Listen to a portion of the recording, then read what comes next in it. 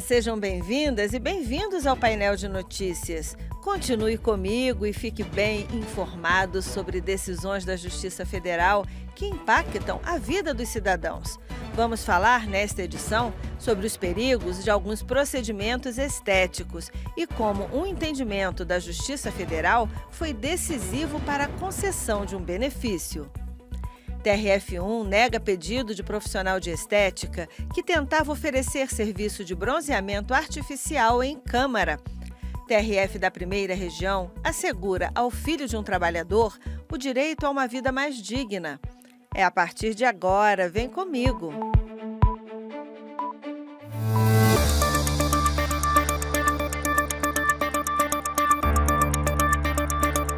O mercado global de medicina estética está em alta, com projeção de crescimento a uma taxa anual de 14,7% até 2030. E uma grande fatia desse mercado é do Brasil. Nosso país só fica atrás dos Estados Unidos quando o assunto são as intervenções estéticas. Mas temos que tomar cuidado com a banalização desses procedimentos. Ainda bem que existe a Anvisa para proteger a população, inclusive com relação aos procedimentos estéticos, fazendo o controle sanitário, ou seja, estabelecendo medidas regulatórias com o objetivo de eliminar, reduzir ou evitar riscos. Nesse sentido, a agência proibiu o bronzeamento artificial em Câmara, mas até hoje essa proibição ainda é questionada na Justiça. Confira com William Nascimento. Seja em um clube, no parque ou mesmo na praia. Se existe uma coisa que muita gente adora, é aquela marquinha de bronze, não é mesmo? Gostam tanto que chegam a pagar caro por isso. Um preço que pode ir além da questão financeira. Afinal, o excesso de sol ou a falta de proteção adequada pode levar a um problema grave, como um câncer de pele, por exemplo. Em meados dos anos 2000, a busca pelo bronze perfeito era algo muito almejado e as clínicas de estética chegavam a faturar alto, oferecendo esse serviço nas chamadas câmaras de bronzeamento artificial.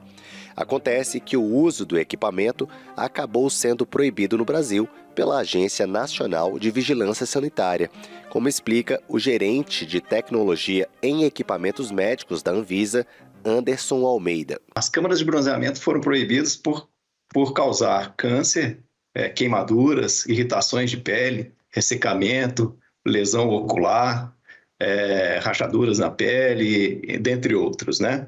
Em 2009, a Agência Internacional de Pesquisa sobre Câncer, vinculada à Organização Mundial da Saúde, publicou o resultado dos estudos científicos indicando que a exposição à radiação ultravioleta emitida pelas câmaras de bronzeamento que seriam cancerígenos para humanos.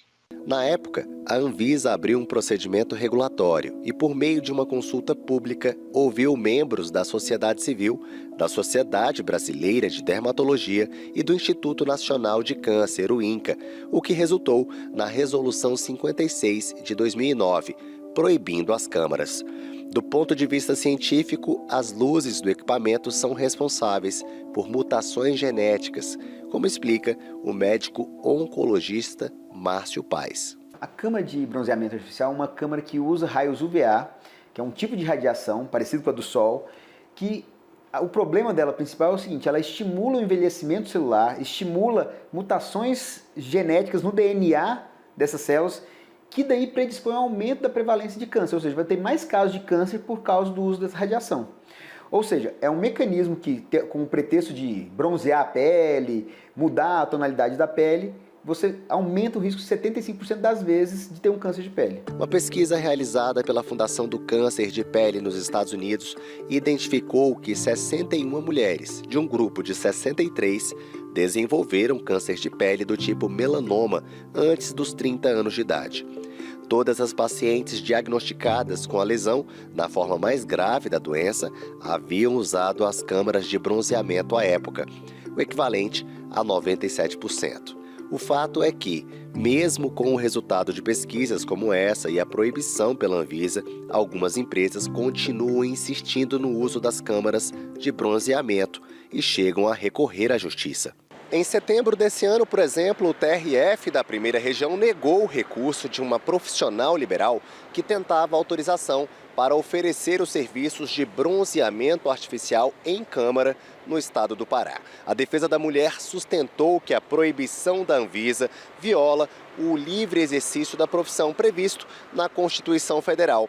Mas o juiz federal Alisson Fontinelli observou que a Anvisa se baseou em estudos da Agência Internacional de Pesquisa sobre o Câncer, órgão ligado à Organização Mundial de Saúde, a OMS, e que cabe à autarquia a atribuição legal de proteger a saúde da população mediante normatização, controle e fiscalização de produtos, substâncias e serviços de interesse para a saúde humana. Para o advogado especialista em direito administrativo Carlos Gomes, a decisão do TRF1 reflete a importância da prevalência do interesse público. Olha, o tribunal com essa decisão, ele prezou pela saúde pública, pela saúde das pessoas em detrimento não só o livre exercício da profissão, mas também a estética das pessoas, porque é um procedimento estético, as pessoas não estão fazendo isso por um tratamento de saúde. E por já ter uma decisão, um estudo de órgãos ligados à OMS, a Organização Mundial da Saúde, dizendo que esse tipo de tratamento estético é extremamente cancerígeno, pode causar diversos tipos de câncer de pele, e vem causando diversos tipos de câncer de pele, o TRF, com essa decisão, prezou pelo interesse público, ou seja, pela saúde da população.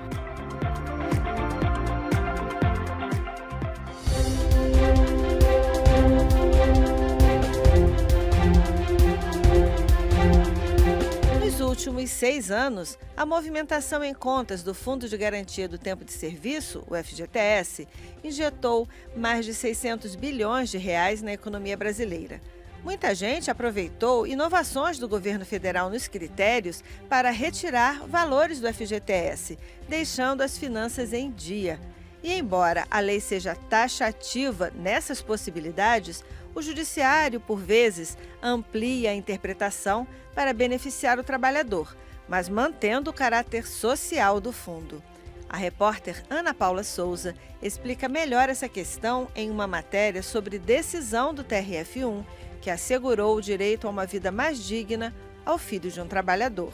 Criado em 1966, o Fundo de Garantia do Tempo de Serviço, FGTS, estabeleceu uma espécie de poupança obrigatória para resguardar os trabalhadores em diversas situações e financiar investimentos.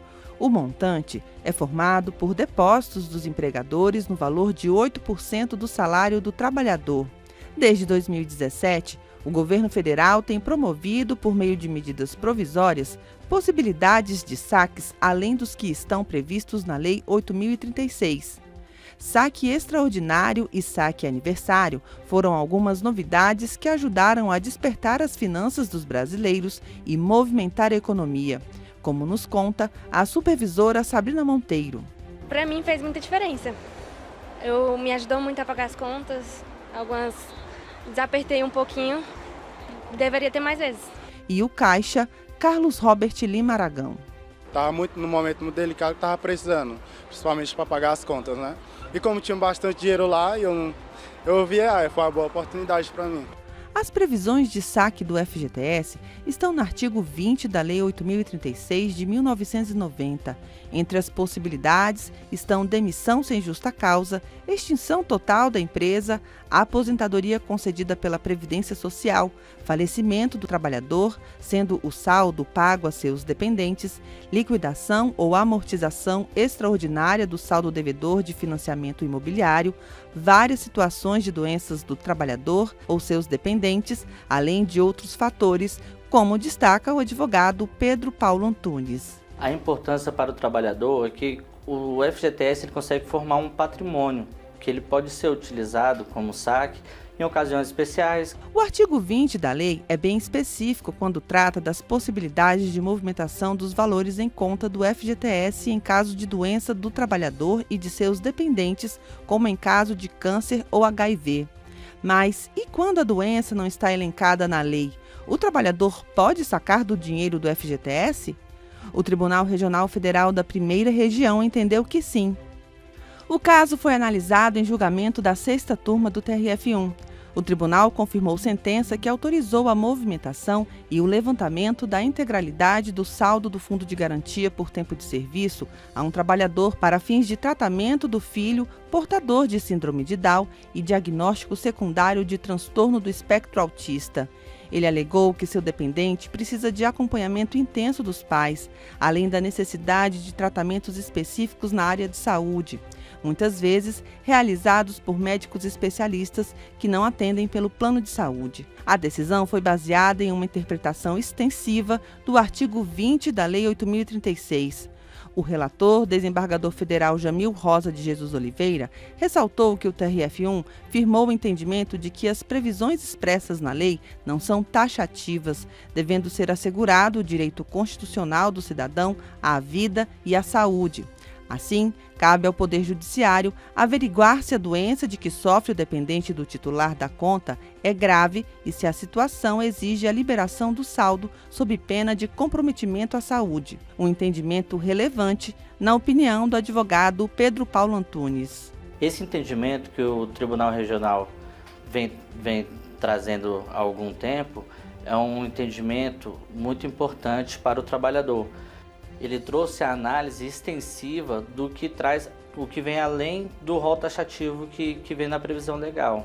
Ou seja, ele trouxe, porque a previsão legal para o caso em comento foi da doença grave no qual a criança que estaria sendo tutelada no pedido do impetrante, ela não tinha o direito porque não continha no rol da doença grave. Porém, o legislador ele buscou na Constituição Federal o amparo legal, trazendo bastante a questão da dignidade da pessoa humana, para amparar e dar esse entendimento extensivo a esse rol que anteriormente era taxativo e que tem mudado aí. Essa forma de buscar amparo em outras normativas, inclusive na Constituição Federal, que é a nossa normativa máxima, né? Nossa Carta Magna, isso traz uma seguridade e também um amparo maior a todo cidadão, a todo trabalhador.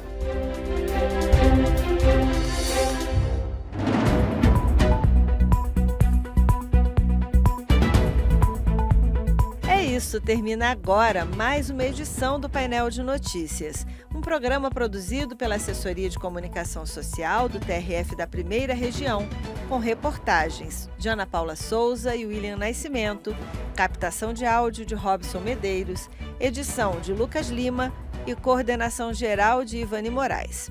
E você, ouvinte da Rádio Justiça, tenha uma ótima semana. A gente se encontra de novo na próxima edição do Painel de Notícias. Até lá!